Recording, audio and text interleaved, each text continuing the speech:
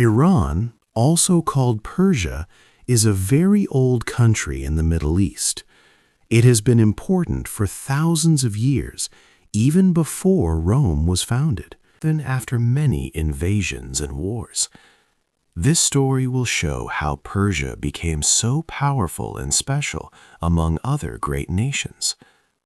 Long, long ago, people lived in the area of modern-day Iran.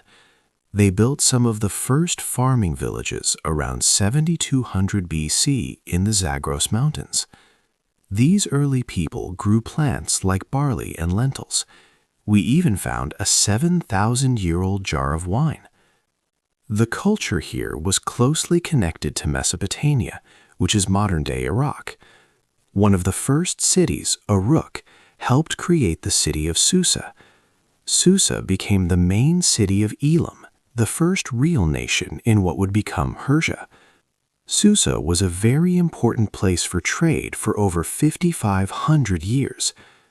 Elam was not a modern country, but more like a group of different tribes living in the mountains. People from Mesopotamia called them Elamites, but they probably called themselves those of the high country. This idea of mountain people was very important for Persians. It was different from the plain people to the west in Mesopotamia. These two groups often fought. The mountains were not good for the kind of big farms that used a lot of water in the plains. So the mountain people often moved with their animals and had small farms in the valleys. This made them tougher than the farmers of the plains. In many ways, the conflict between Iran and Iraq in the 1980s was a part of a 6,000-year fight between the mountain people and the plain people. We do not know much about the daily life of the Elamites because their writing, which started around 3200 BC, is still a mystery. Their language is now extinct and different from others nearby. However, experts are working hard to decipher it, so we may learn more soon. Elamite art often showed animals like dogs and bulls. This was unlike their neighbors, who often showed people or part human, part animal figures. Their religion honored nature and a mother goddess, with rituals in special places like sacred groves. This religion was also very tolerant, accepting the gods of other people. Some of their ideas later helped shape Zoroastrianism, another important religion in Persia. Elamites also greatly respected women. Their art shows queens as equal to kings. This respect for women would continue in later Persian societies. Elam was often invaded by stronger neighbors from the plains, who had more people due to their advanced farming methods. Elam even lost the first recorded war in history to the Sumerians around 2700 BC. But Elam was tough. It rose again, becoming powerful around 1100 BC. It traded with far-off lands like the Indus Valley, showing its reach. As time passed, new groups like the Iranian people came. They were nomads from the north. Slowly, their cultures mixed with the Elamites, creating a strong new foundation for the future empire that would stand for thousands of years. The first great king. After the early Elamite times, a new power rose. Cyrus the Great was a vassal under the Medes, a strong group of Iranian people. In 553 BC, Cyrus decided to rebel. One of the Medes' top generals, Harpagus, was sent to fight Cyrus, but Harpagus joined Cyrus instead. Harpagus became one of Cyrus's trusted leaders, helping him overthrow the Medes. Cyrus the Great quickly united the Iranian people. He built the Achaemenid Empire, which grew immensely.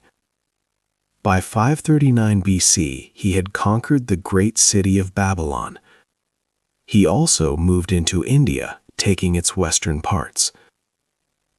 Cyrus created a strong administration to manage his vast lands. He put governors, called satraps, in charge of different regions. To make sure they did a good job, he used a network of spies. These spies reported directly to him, ensuring fair rule and preventing corruption. The empire had 4 capitals, showing respect for local cultures. Susa, an old Elamite city, was the main center for government. Cyrus also set up a fast and revolutionary postal system. Riders, called couriers, could travel quickly across the empire.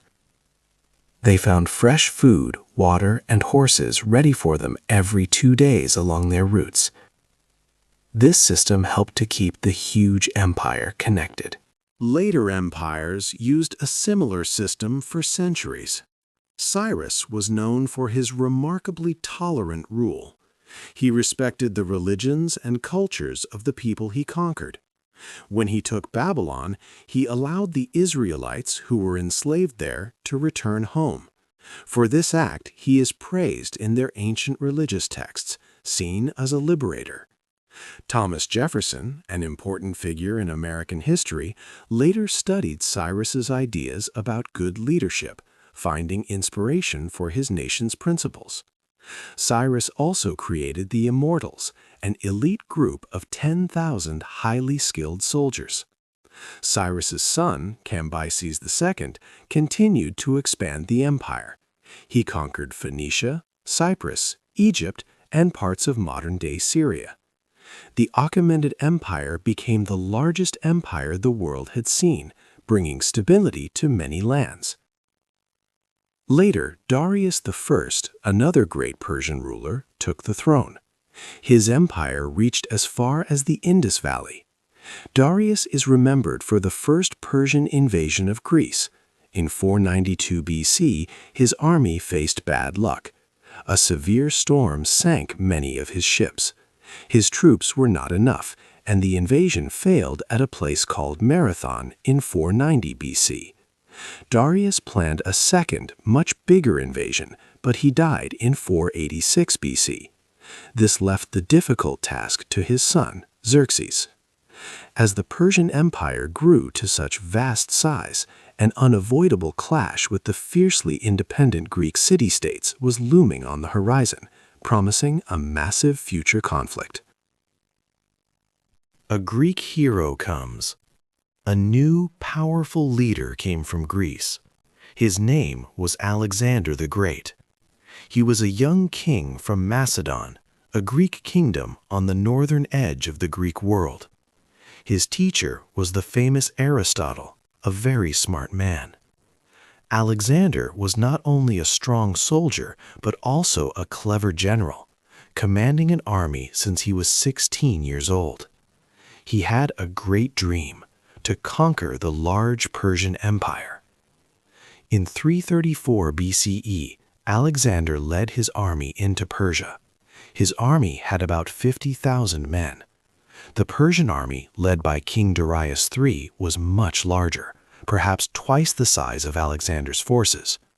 Many people thought the Persians would easily win. The two armies first met at the Battle of Issus in 333 BCE. The Persian army was strong and ready to fight, but King Darius showed great cowardice. When Alexander's forces attacked hard, Darius ran away from the battle. His soldiers saw their king flee. This made the Persian army lose their will to fight and crumble quickly. It was a shocking defeat, the first time a Persian army under its emperor was defeated. 2 years later, they fought again at the Battle of Gaugamela. Again, Darius III commanded a larger army and was on favorable land. But once more, he fled first, even before a clear winner could be decided. The Persian Empire could not recover after this. Alexander's brilliant fighting skills and Darius's surprising lack of courage brought an end to the ancient Persian Empire. Alexander's army then marched to Persepolis, a magnificent Persian capital city. In 330 BCE, they pillaged the city for several days. a great fire started in the palace and burned down most of the imperial capital. Alexander reportedly regretted it later, but it was too late. Alexander began to show a complex respect for Persian ways. He treated Darius's captured family well and even married one of Darius's daughters to connect with the Persian royal family. He tried to blend Greek and Persian cultures, but his own Greek soldiers did not always like this new direction. Alexander continued his conquests, pushing his armies as far as India, but his soldiers grew tired of fighting and wanted to go home. He returned to Persia, but his time as a conqueror was coming to an end. Suddenly, in 323 BCE, Alexander died in Babylon. He was very young, only 32 years old. Nobody knows exactly why he died. Some historians believe it was a fever caught in a nearby swamp. Others thought he might have been poisoned. His death was a sudden mystery. Before he died, his generals reportedly asked who should rule the vast empire he had created. Alexander supposedly replied, "To the strongest." This answer created huge problems. With the conqueror suddenly dead at a young age, who would step up to claim the largest empire the world had ever seen? Many would fight for succession to control Alexander's massive new realm. 4. The fight against Rome. The story now moves to a new period in Persia's long history. After Alexander the Great, a group called the Parthians rose to power in what is now Iran. They were nomadic people from Central Asia who settled in the region. They were known for their strong army. A special feature of their rule was an aristocratic voting system. This meant noble families could vote to remove a king if he was not good. This helped make their country stable and prevented many civil wars. The Parthians were also very good archers. They used a famous trick called the Parthian shot. This was when a soldier on horseback would pretend to run away, then turn and shoot arrows backward at their enemies. This made them a lethal force on the battlefield. The Parthian Empire often fought against the mighty Roman Empire. They bravely stopped Rome from growing further east. One famous Roman general, Crassus, lost his life fighting the Parthians, suffering a terrible defeat. During this time, a secret military cult called Mithraism became popular in the Roman army. It was inspired by old Persian beliefs and the god Mithra. Many Roman soldiers liked Mithraism, and it almost became as important as Christianity in the Roman Empire before Christianity became dominant. Later, a new and powerful group, the Sassanid Empire, took power from the Parthians. This empire brought back more Iranian culture and made Zoroastrianism the main state religion. The Sassanids were very strong and became a big enemy of the Byzantine Empire. This was the Eastern Roman Empire.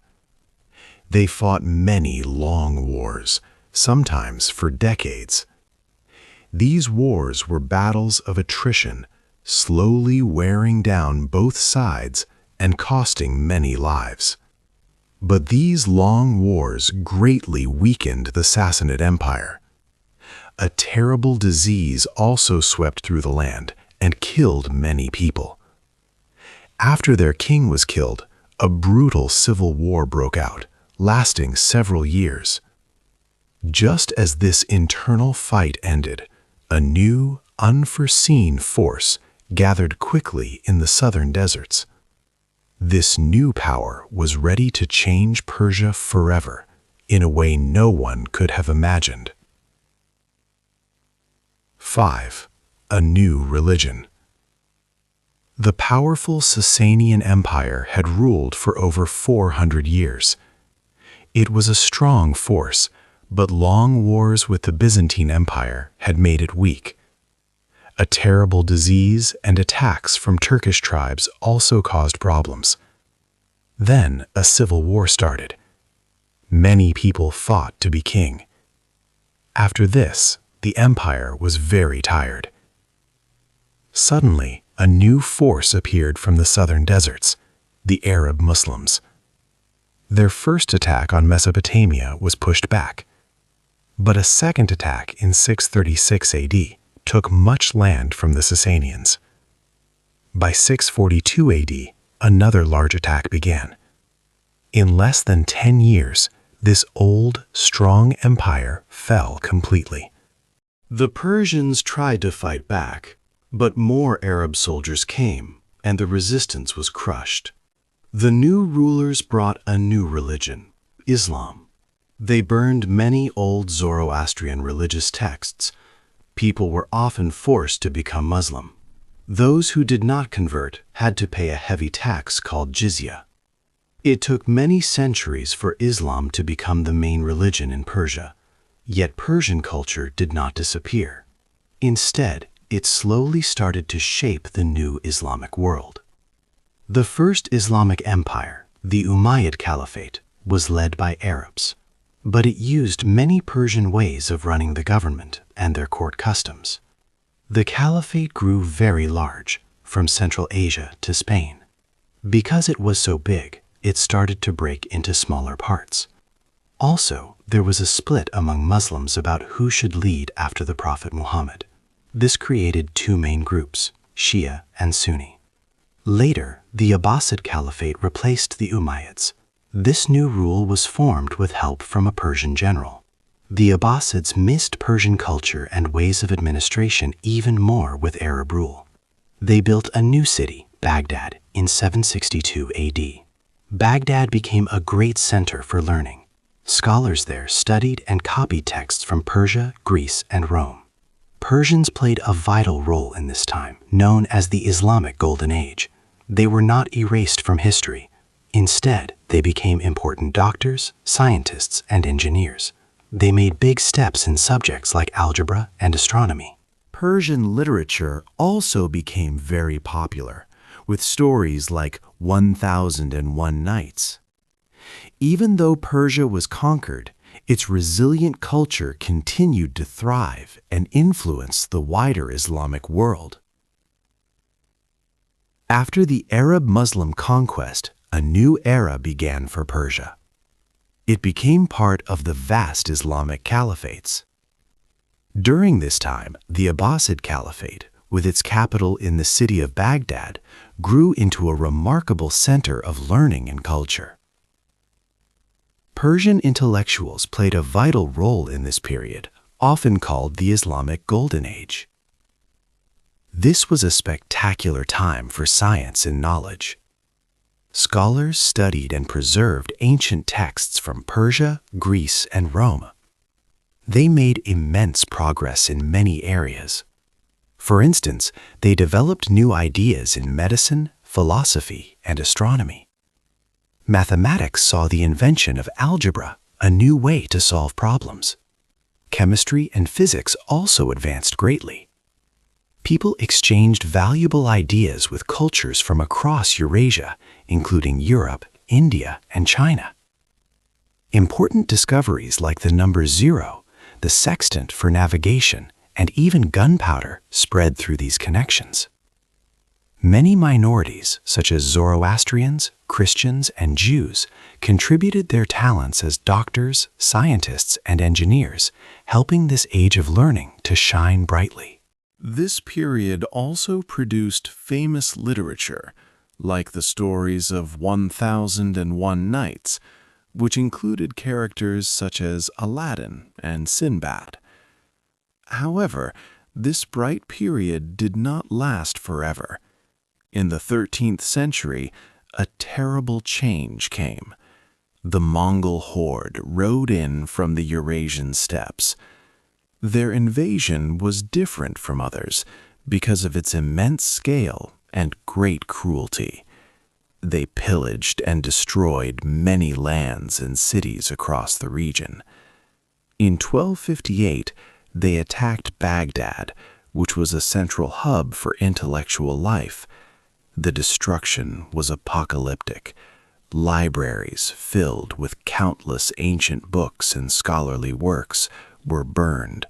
Mosques and other grand buildings were ruined, and civilians were slaughtered. This event is widely seen as the abrupt and brutal end of the Islamic Golden Age. The Mongols also destroyed many qanats, which were underground water systems vital for farming and supporting large cities. Without these complex irrigation channels, many once fertile areas became uninhabitable. Later, in the late 14th century, another brutal conqueror, Timur the Lame, brought even more death and destruction. Known for his military campaigns and extreme cruelty, he demanded that cities surrender completely. If they refused, he would kill or enslave everyone, including the elderly, women, and children. Millions of people died during his widespread campaigns, and entire cities were reduced to rubble. With magnificent cities now just ashes and millions dead, Persia was left fractured and devastated.